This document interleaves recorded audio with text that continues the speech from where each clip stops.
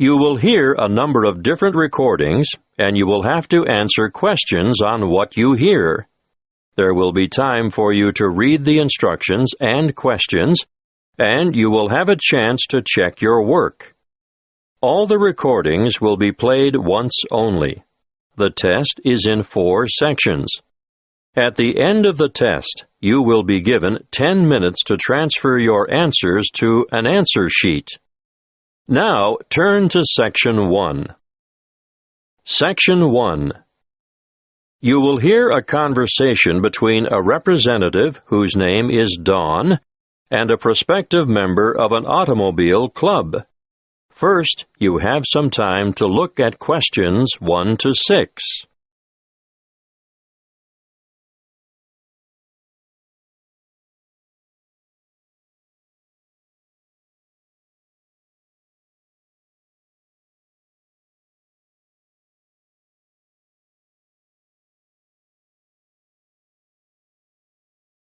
You will see that there is an example that has been done for you. On this occasion, only the conversation relating to this will be played first. Good morning. My name is Dawn Buffett. How can I help you? Good morning, Dawn. I'd like to join the club. Wonderful. Now, have you ever been a member before? Yes, I joined after I left college, and I was a member for 7 years before I let my membership lapse when I went abroad. Gavin was a member for 7 years, so 7 has to be written in the space. Now we shall begin. You should answer the questions as you listen, because you will not hear the recording a second time. Listen carefully and answer questions 1 to 6. Good morning. My name is Dawn Buffett. How can I help you? Good morning, Dawn. I'd like to join the club. Wonderful. Now, have you ever been a member before? Yes, I joined after I left college, and I was a member for 7 years before I let my membership lapse when I went abroad. Do you have your old membership card? No, sorry. I threw it out when I moved. Have you got any other form of identification on you? I've got my driver's license, and my passport, and a couple of bank cards. The license will be perfect. Here you are. Thank you. Oh, the photo is not a very good likeness, is it? No, I've shaved off the beard and cut my hair since that was taken. I'm going to have to make a note of some of these details, and I'd like you to correct me if any of them have changed. Obviously, the number here will be the same. AY916310. Look, you've copied it down wrongly. It's AY196310. Thank you. I'm glad you picked that up. Now, family name? Black, and other names? Gavin Raymond? Yes. And you were born on the 22nd of January, 1973. That's correct. Can I just remind you that you'll need to renew your license by the 19th of May, 2012? You wouldn't believe the number of people who get caught out with an expired license. Thank you. I must admit, although I carry it around in my wallet, I wasn't really aware of that. Not many people are. I've been caught out myself. Now, I can see that you're one of those who has opted out of having an address printed on the card, and I can understand that. Personally, I think it's better security not to have it, in case your wallet gets stolen, for example. I agree. Can you give me your current address for our records? Yes, of course. I live at 29 Sunset Street, Meadowbank. Thanks. Actually, my uncle lives in the same street. It's a very nice area, isn't it? Yes, pretty good.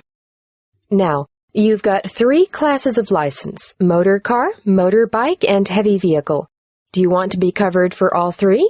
Oh, not anymore. I had a motorbike when I was a student, and then, before I went abroad, I worked as a truck driver for a while. But I never want to do that again. These days, you'll only find me behind the wheel of a car. Well, that's all done. Now for one final question. What's that? I need to ask you whether you've ever had any driving or other convictions or endorsements on your license. Well, I've had a few parking tickets. We don't count those. And I haven't had any endorsements, but I do have a dangerous driving conviction from back in 1993. I was young and inexperienced, and going too fast in wet weather, and I slid off the road and hit a power pole. Well, I have to make a note of that, but you're lucky. Because it's over 15 years ago, it won't be held against you. Before you hear the rest of the conversation, you have some time to look at questions 7 to 10.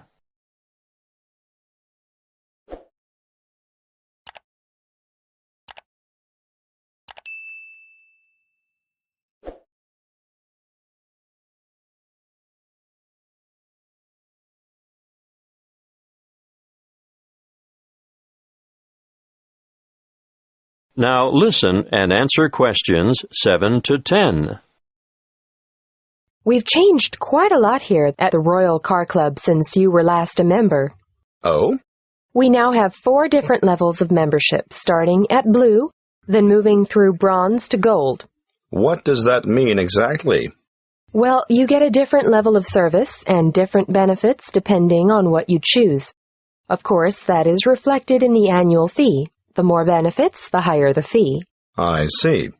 The standard club care comes with a 5% discount at bronze level and a 7.5% discount at silver level. And gold? If you own more than one car, I'd recommend the gold level because you only pay half the fee on your first vehicle.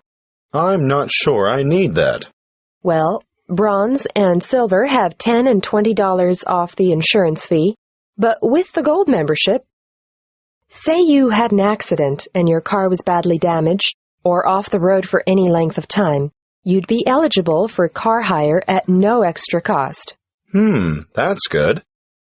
There's one more thing. If you need to borrow money to purchase a new car, we offer personal loans at a reduction off the general applicable rate. These start at 0.25%, go up to 0.5% at bronze level, and increase to 0.75% at the next level. Gold has a whopping 1.25% reduction on the applicable rate. Well, that is something I should consider, perhaps. Thanks for your help. I'll think it over and let you know. That is the end of Section 1. You now have half a minute to check your answers.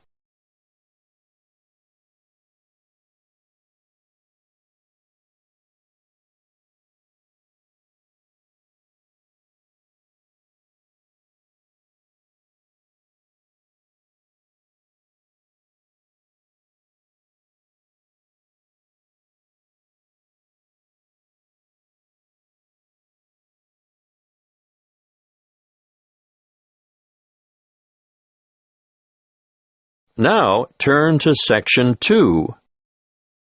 Section 2. You will hear a guide at the Summerland tourist attraction talking to a group of visitors.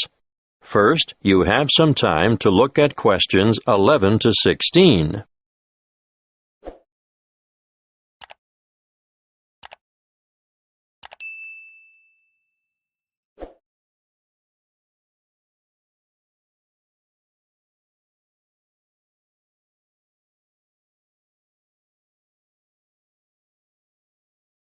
Listen carefully and answer questions 11 to 16. Welcome to Summerland. I'm your guide, Jackie, and I'm going to tell you a little bit about what we do and have here before I take you on a tour of the facilities. In our air-conditioned restaurant, we can cater for anyone from the individual diner to families and tour groups, but we also do functions such as weddings, conferences, birthday parties, and so on. We have a delicious modern menu on offer in the restaurant, or perhaps you'd prefer to sit outside in the courtyard overlooking the lush tropical gardens. And for those booking a function, we devise an interesting set menu according to the type of celebration and the client's budget. If formal dining isn't what you're after, we operate a takeaway food bar, which has a range of light snacks and refreshments. Just the thing if you're supervising children in the playground. The playground and picnic area makes a great alternative to the beach. If you've remembered to bring your bathing suit and a towel, you can cool off in the water spray park. Parents can sit back, relax, and enjoy a coffee while the kids have fun in our fully fenced, shady playground and picnic area. What a way to make the most of the warmth and sunshine we have here in abundance. The older children will love to visit the historic cottage with their parents. This was the original homestead on the property and is now preserved as a museum with an educational DVD and cinema room. You'll find the information centre here also, and you'll be able to pick up some glossy brochures to take home with you and show your friends. Don't worry, we have more than enough leaflets for you to take home. Visit the gift shop and you'll find an enormous variety of local products, fine foods and handicrafts on sale. Some say that this is the best displayed and priced shop in the region. There is more to be admired and purchased in the garden nursery, which has an extensive range of flower pots, indoor and outdoor plants, statues, and all kinds of other garden accessories to adorn any home or garden. While we're on the topic of gifts and such, I must mention the woodcrafting shed and urge you to take a look at the amazing products that the woodcrafting team produces there. You'll be able to watch them at work and buy anything they've made. The toys they produce are not only original, but some of the finest craftwork you'll ever see. Take your little ones by the hand and keep an eye on them, because they'll want to play with these, but they can't be played with unless they're paid for. Last but not least are the orchards. The Summerland tourist attraction is actually a working farm with over 40 hectares of macadamia and avocado trees. The macadamia nuts are picked by machine from April through to September. The avocados are grown, hand-harvested, packed, and marketed on site. Before you hear the rest of the talk, you have some time to look at questions 17 to 20.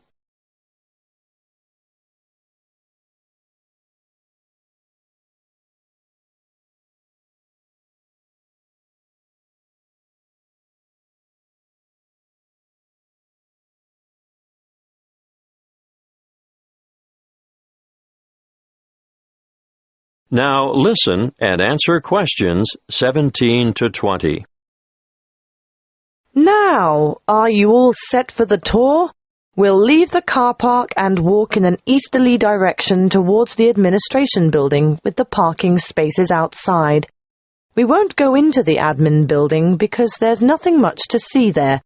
Instead, we'll walk in a northeasterly direction towards the museum.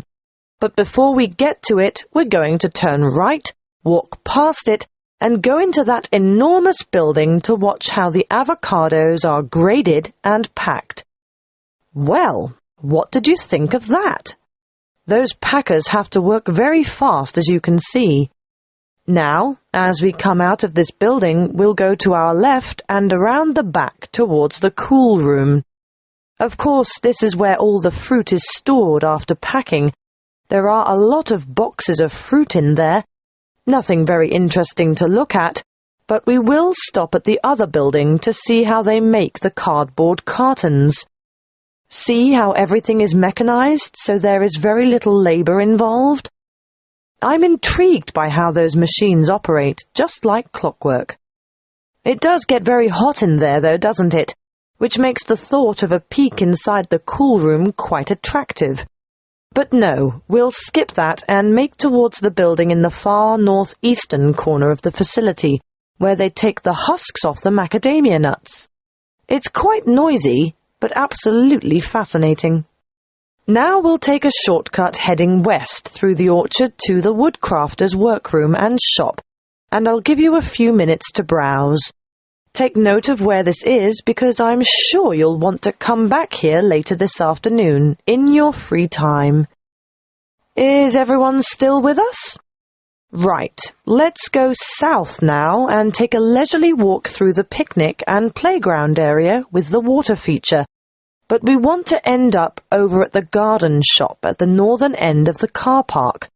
We'll have to walk through the little gift shop first to gain access to the garden shop, and I'm sure you won't be able to resist getting some nice little presents for the folks at home.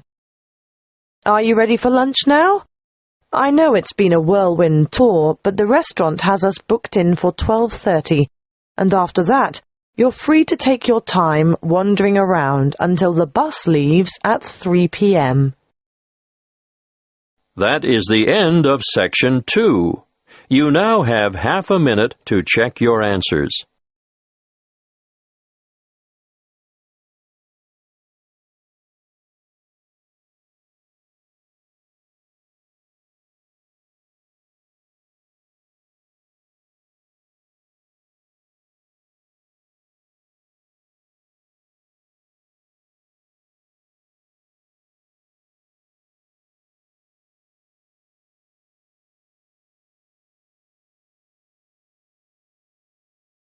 Now turn to Section 3.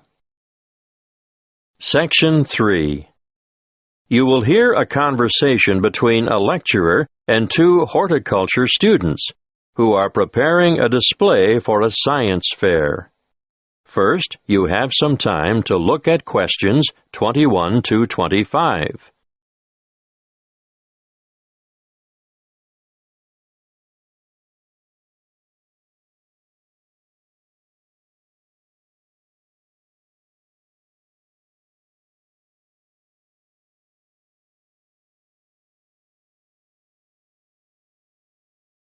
Listen carefully and answer questions 21 to 25. Good morning, Annie. Tony, how are you? Fine, thanks. Well, tell me what you have here. We thought we'd look at different methods of hydroculture. Uh-huh. In the true hydroponics method, the roots are bathed with water and nutrient solution, while support for the plant must be provided above the container. And alternatively? Alternatively, the plants can grow with their roots in a substratum, such as sand, vermiculite, or LECA granules. LECA stands for Lightweight Expanded Clay Aggregate, and vermiculite is... Thank you, Tony. I know what vermiculite is, but you should be prepared to give details about all these things to the visitors. Can you explain what the advantage of LECA is over traditional soil? It's a natural product, manufactured from clay. It's colorful, lightweight, and perfect for allergy sufferers. That's right. Now tell me why. Because it's clean and hygienic, bacteria and soil diseases don't get a chance. Well, you could say that on this chart here, ideal for household plants. And we'll point out that the growing medium itself makes no contribution to feeding, which is provided in solution with the water. Good. Now tell me what you've got here. This is a simple version of the first method, using a wide-neck jar which we've filled with water and nutrients, leaving space at the top. As the roots need to be in darkness, we'll cover the sides of the glass with brown paper later. How did you get the plant through the cork? We made a hole through the center and cut the cork in half so we could fit it around the plant stem, and we padded the hole with cotton wool. Well, that's a good demonstration of the principle involved and ideal for a houseplant, but many people will want to see a wider application. What about more plants? We haven't quite finished the preparation yet, but over here you can see a bigger container. In fact, any wide container can be used, with the nutrient solution in the bottom, airspace above, and then we've made a rigid lid, and we've covered that with a layer of litter. What have you used for litter? We've used wood shavings. Untreated? Definitely. That's most important.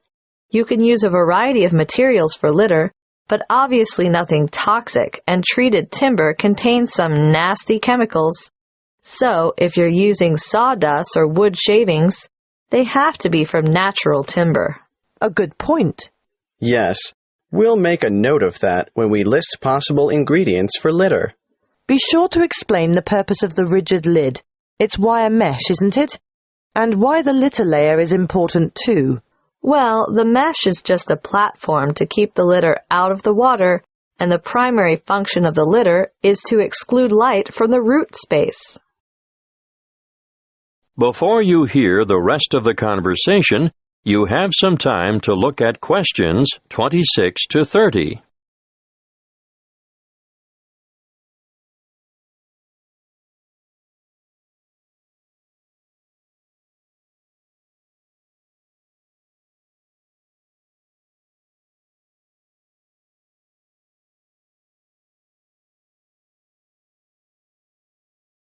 Now listen and answer questions 26 to 30.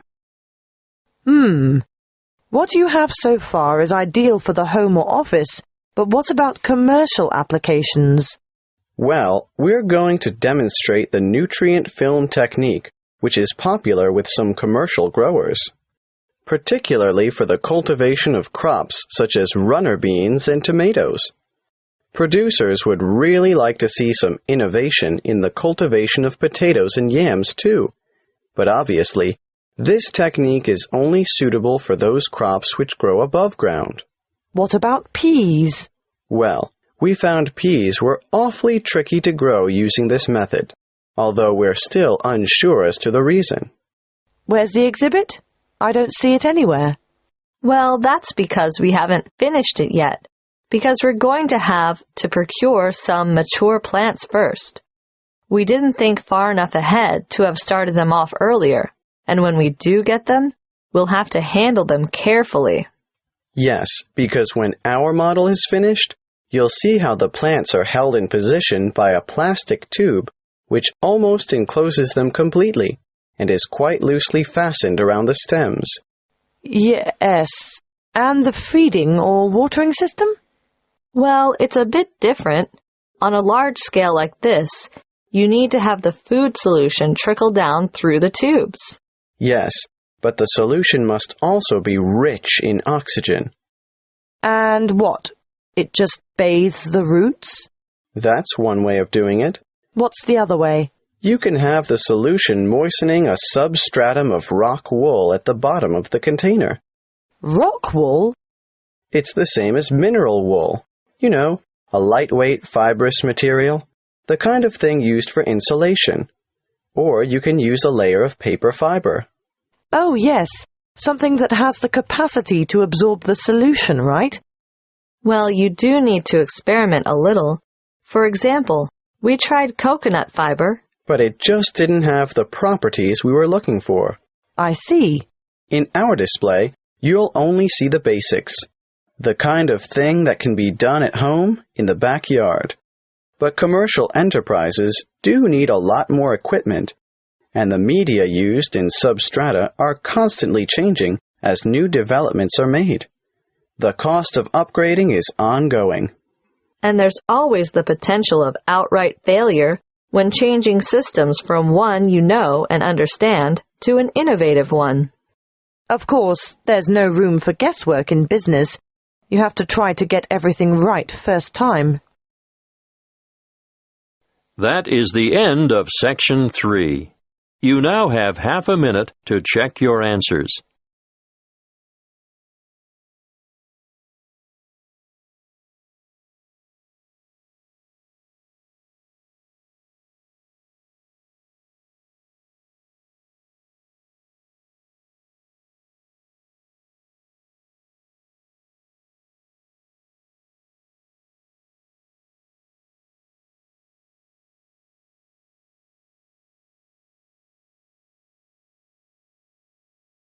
Now turn to Section 4.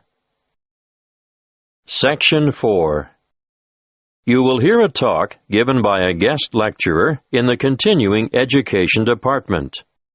First, you have some time to look at questions 31 to 40.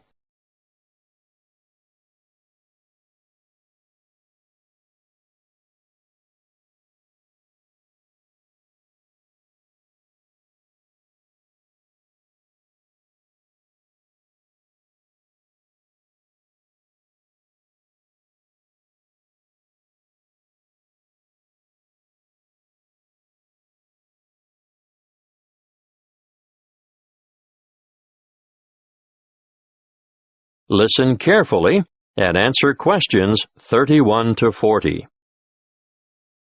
Good evening. I'd like to thank the Continuing Education Department for hosting this series of lectures on people behind the names you thought were fiction. Welcome to this talk on the Grand Old Duke of York. I'm sure you're all familiar with the old nursery rhyme. The Grand Old Duke of York, he had 10,000 men. He marched them up to the top of the hill, and he marched them down again, and so on. But did you know that the Duke of York, immortalized in this popular song, was actually Frederick Augustus, second son of King George III of England and Queen Charlotte? He achieved fame in this way because of the humiliation he suffered at the hands of the French during the Revolutionary Wars at the end of the 18th century. Frederick was born on the 16th of August, 1763, and from the age of 17 he had been trained as a soldier.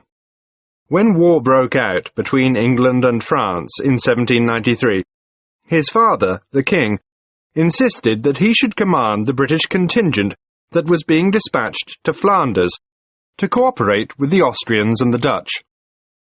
The Duke was a brave soldier, but remember he was only 30 at the time. Not only was he young, but he was also inexperienced in battle, and was unable to cope with the enthusiastic French Revolutionary Army. He was let down by his allies too, and in spite of the arrival of 10,000 fresh troops from England, his campaigns were a disaster. He was driven out of Dunkirk in September 1793, Flanders in May 1794, and Belgium in July 1794. Finally, during the winter of 1794 to 1795, his army retreated to the border of Hanover, and, with his unsuccessful campaigns over, the Duke returned to England. It was after this military fiasco that the Duke of York came to be, rather unkindly, satirized in song. Would you believe, despite all this, King George III arranged his son's promotion to the position of Commander-in-Chief of the Army in 1798, and in the following year he was appointed to command an army sent to invade Holland. Again he was unsuccessful, and this confirmed the general opinion that he was not capable of commanding an army in the field. Nevertheless, the rhyme is a bit cruel and harsh, because it doesn't take into account the nature of the soldiers who served with Frederick.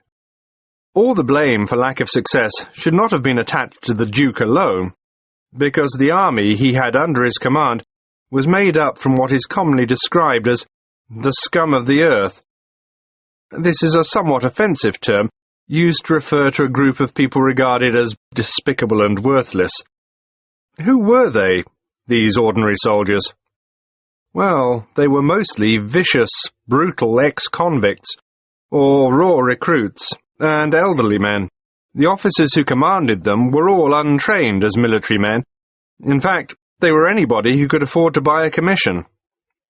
But here's the really great thing that, unfortunately, the Duke of York is not remembered for. He realized that this was a hopeless kind of army, and he set about improving conditions in order to recruit higher-quality soldiers.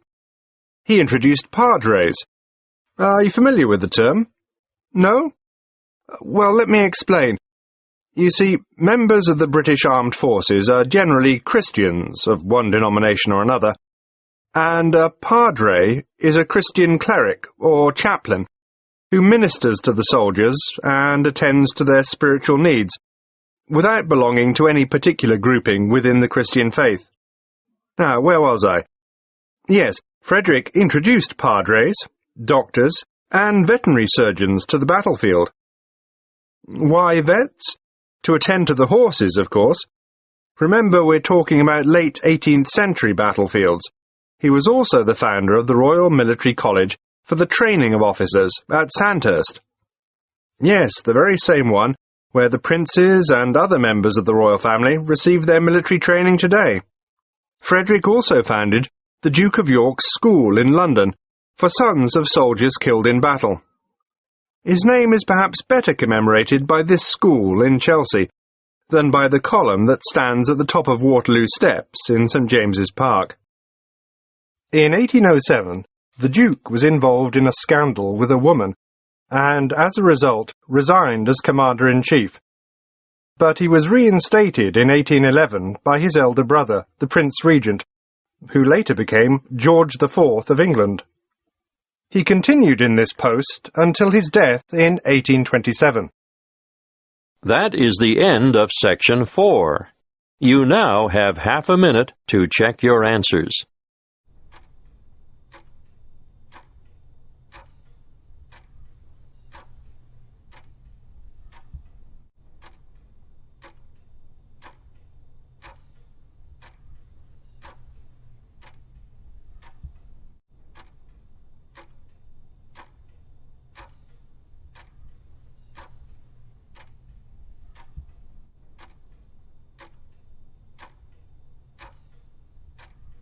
That is the end of the listening test.